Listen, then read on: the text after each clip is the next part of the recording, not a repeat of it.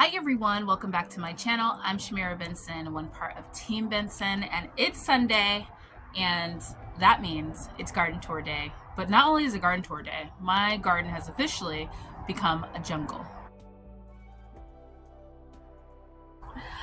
Okay guys, so before we get started, I just want to say a big welcome to all of our new subscribers. We are actually, I think it's 5 away from hitting our goal of 15K. Once we hit 15K, I am going to do a giveaway of a Vego garden mug that I will be giving away, and I'm super excited about it. I can't believe that we're almost at 15K, guys. That went quickly. Everybody's watching my green bean tour, or my green bean like advice video from a couple years ago. So I do have them going in the Dollar Tree pots again, so you guys will be able to watch that progress again and all that fun stuff. But today we're going to do a garden tour, and it's one of my favorite times of year to do a garden tour because the garden is like a complete jungle right now.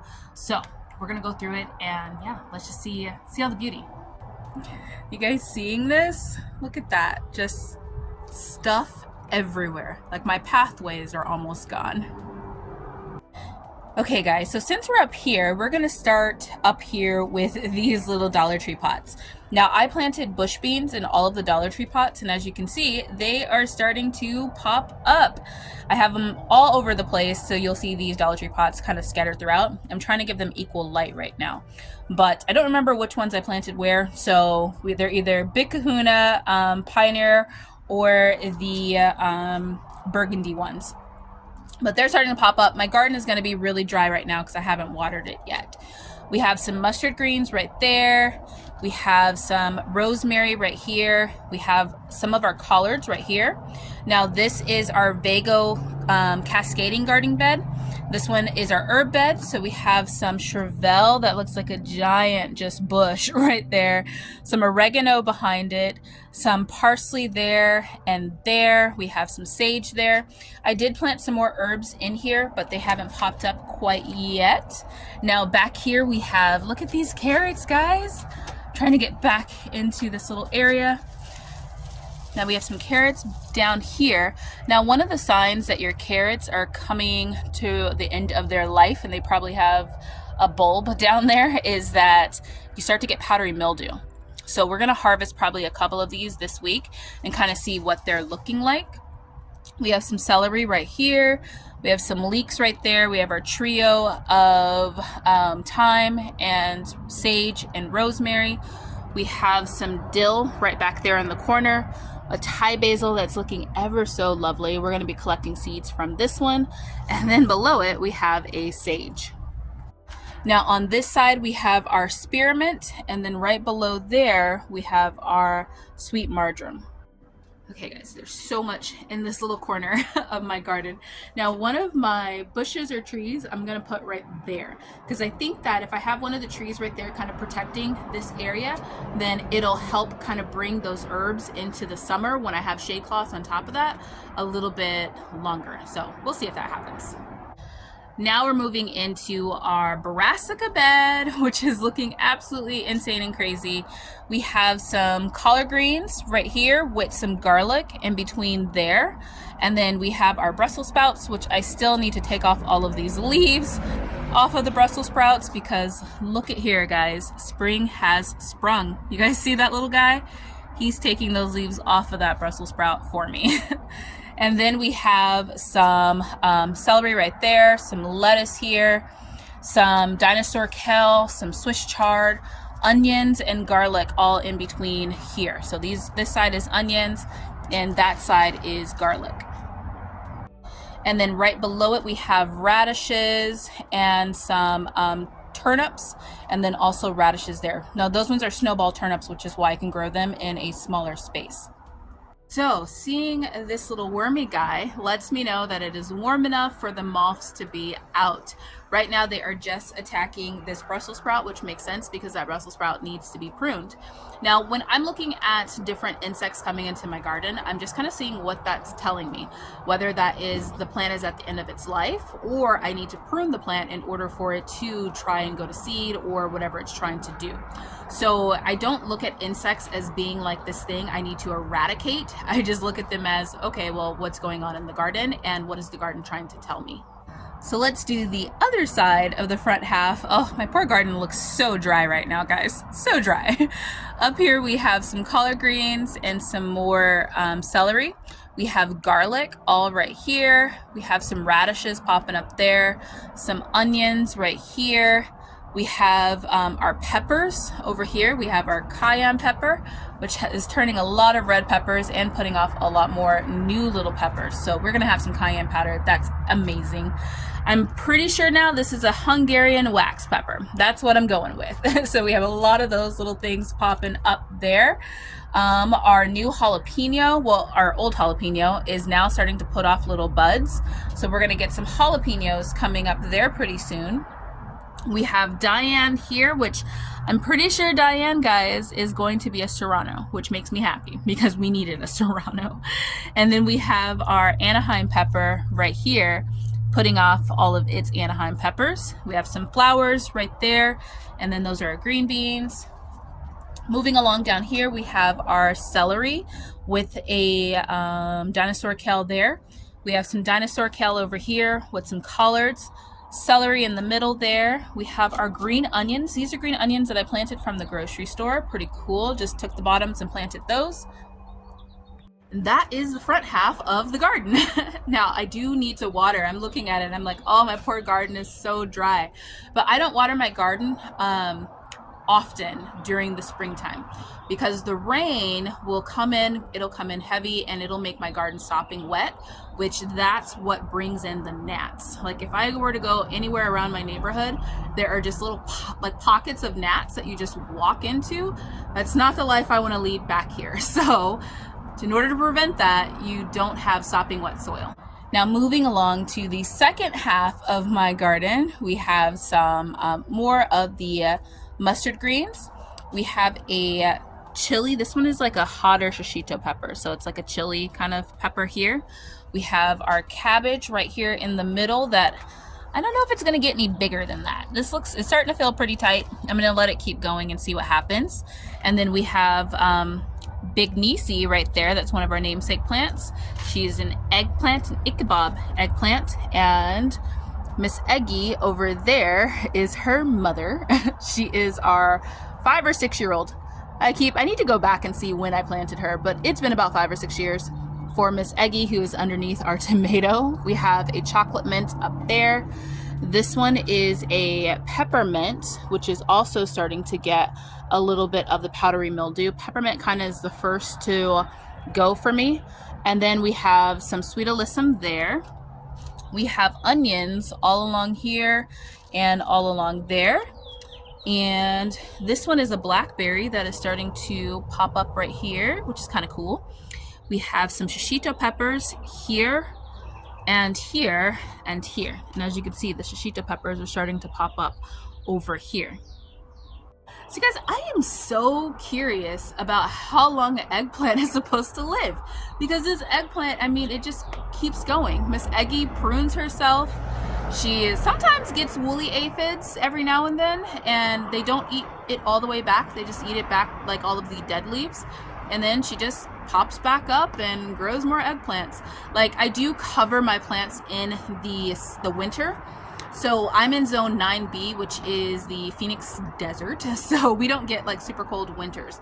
I think the coldest we'll get is going to be probably like 25 degrees, and that's for like 3 days, maybe for like 4 hours. So if we just cover things up with like blankets and stuff like that, we can get it through the winter and perfectly fine, which is how I got all the stuff in my peppers and all those different things through over the winter months of my garden. Since we're over here next to this, we're gonna do this side. Now we have some more of the bush beans planted in here, and we have our potatoes. These ones are our red potatoes right here, which we're going to then add some more soil to these. So we're gonna try and fill this up. I do have the soil in the garage, so we're gonna fill this up to the top and see if we can just kind of give more root space to that. We have some lemon thyme right there and right there. Those ones I'm gonna plant carrots, I think, in right there. We have our thumb tom tomato, which is putting off more little thumb tom tomatoes in here, which is kind of exciting. And it's starting to straighten up, so that's nice. We have some more bush beans in these Dollar Tree pots. I'm trying to grow a lot of beans, guys. And then we have some lettuce over here. This one's our butter crunch lettuce. We have some celery. I grow a Utah tall celery. Somebody asked me that. And then we have some cilantro on either side of that. This one is our spinach with more celery in there. And then we have our trees. We have our giant mulberry tree, which is so green. You guys remember just a couple weeks ago that this looked like a dead stick? Look at how green it is. And then over here we have our curry tree, which is looking a little worse for wears, but it is starting to green out too. And we have Yuli number 2, which is our third namesake plant. This one is a grape. I'm excited for this, guys. Okay, here is the vision. I want to get a taller trellis to go right here, and then I want it to kind of cover this side to this side of my window, because we get a lot of heat coming in through this window. And I think if I had a trellis that was tall enough, it could go behind the chairs or go up above the chairs and then just kind of go along the wall. So you guys let me know what you think. And then over here we have our dwarf Mexican lime, which look at how many flowers are on this thing. I am hoping so much we get a lot of limes. Now guys, my dwarf Mexican lime is probably about 6 or 7 years old. I got it in 2020. Yeah, to make it 6. I got it in 2020. It was 3 years old already when I bought it, and I wanted to instantly have citrus. During that whole situation, I knew citrus was going to be the thing that we all needed, so I bought a citrus tree. And it puts off pretty recent, like sometimes once a year, sometimes twice a year, and then sometimes it just doesn't. So I have to kind of just make sure it stays like a lot of food and fed and different things like that, because it's in a pot. I think that if I were to plant it in the ground, then I would get it twice a year. But we're excited. We have a lot of flowers, hoping for the best. So guys, now we're entering the jungle. And this is what I'm referring to as the jungle, because yep, there is no more walk space. This thing is crowded. So we haven't put anything where we had our cauliflowers yet. So that's going to be probably squash. We're going to be planting that this week. I left the roots in there so that then the worms have something to eat. We're just going to add some soil and some seeds on top of it. This one is empty too. I think I'm going to put another squash in there. Look at this black cherry tomato, guys. Oh, it needs to be pruned so bad, but it has completely taken over. It's huge. I need to make sure that it is not on the other side of my fence, so I will be doing that today. But I'm going to go through and I'm going to prune off all of the unnecessary leaves. And what I mean by that is this is an unnecessary leaf because it's not serving a purpose for feeding or providing any flowers. This is a lead, so it is growing. This one's the one that's going to grow like the vine, so that one needs to stay. It'll also grow flowers. And then we have our flower fruiting spot, so this is where it fruits from. So this is a sucker, probably off of like another big vine, but we let our suckers grow when I grow the black cherry tomato, because I want a ton of black cherry tomatoes. Hiding down below there is a basil, and then hiding below that is a nasturtium. And then over here, look at all these potatoes. These are Yukon Gold potatoes. Now I'm gonna need to fill this bed too. I'm filling it with some soil. And then I'm adding my Kentucky Wonder Beans on the arches here.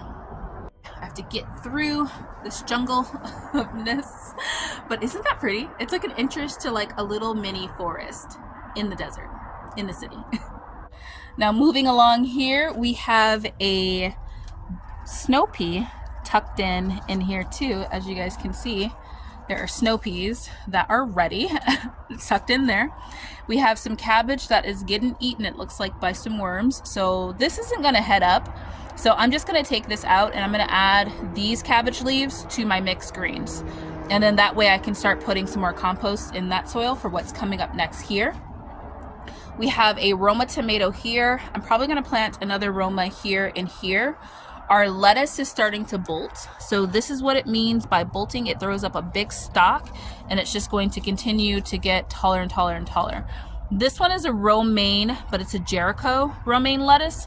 So it does a little bit better where even when it gets a little bit tall, it's not as like bitter or anything like that. So we're gonna let it grow as long as it will. It'll probably grow better over here just because it has the shade of this big black cherry tomato. Look at all these tomatoes, guys.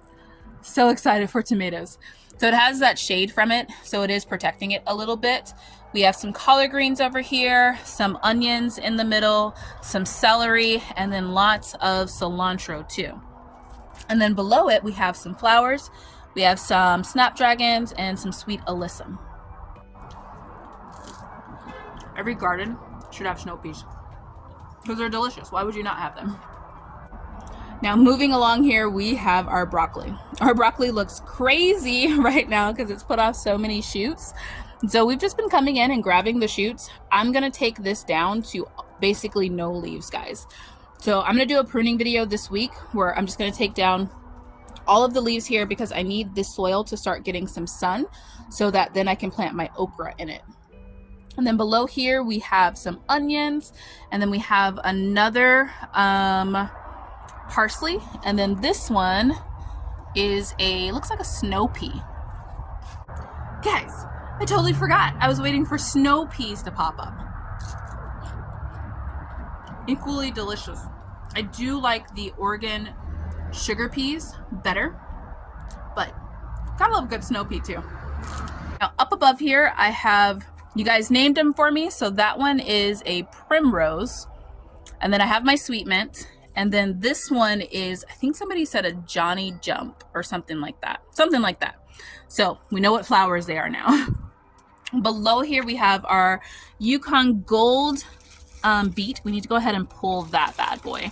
And then we have a Early Girl tomato right there in the middle. That, see how it greened up, guys? It just needed a little bit of fish fertilizer. And then we have our Detroit red beets that we need to start pulling too. This is our worm composting bin where we grow all of our worms and get worm castings. We have a sweet alyssum right here. And guys, look at this. We have our first red sweet Marconi pepper. I am excited for that. We have two sweet Marconi peppers. One is red and one is becoming red. So exciting. So we have some Thumb Tom tomatoes down here. We have turmeric in there.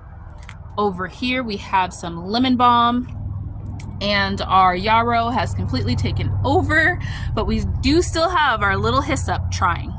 My garden is huge right now. I needed just to take a little bit of a break, but we're almost done with it, I swear. So one of you guys, I forgot who said it, but you guys have been a subscriber from my channel for a long time. I said, this is the fullest that my garden has ever been. And that is true. This year I wanted to maximize space. I wanted to put in as many things as I possibly can. And that's what I did. Now, yes, when it comes to planting things, some that are close together, I have a small space garden, period. And one of the things that I wanted to start focusing on is not planting things that can like pollinate each other. Maybe like planting one type of bean. If they're going to be close together, we're only going to plant one type of bean or one type of tomato. So this one, I have them a little bit further apart, but I can't really save seeds from these different things just because they're probably going to cross pollinate. But I tried to plant like different types of things. So like this is my this one is a big beefsteak tomato. It is the only big tomato that I have going. Actually, my Early Girl is also there, going to be a big tomato too, but they're at different stages, so it shouldn't cross-pollinate. And then like my Roma tomato is different from my black cherry tomato because that one is a cherry tomato, that one is a paste tomato. So I'm going to start focusing more on that so that then I can maybe try and save more seeds that are going to be more true to seeds. This is also something I talked about too in my gardening with like the rules of the Torah, because as you guys know, right now I do not garden based on the commandment of how the Torah tells me to garden. So we're gonna work on that.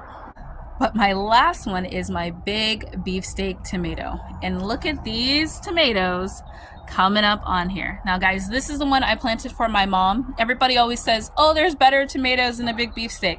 And yeah, there probably is, but this was her favorite and she passed away, so I'm planting it for her. And we have our nasturtium growing right beneath it. So sometimes you grow things just because they remind you of amazing people and amazing times. And yeah, and then you grow like your other things, like that are your favorites too. It brings a little bit of the old and a little bit of the new into my garden.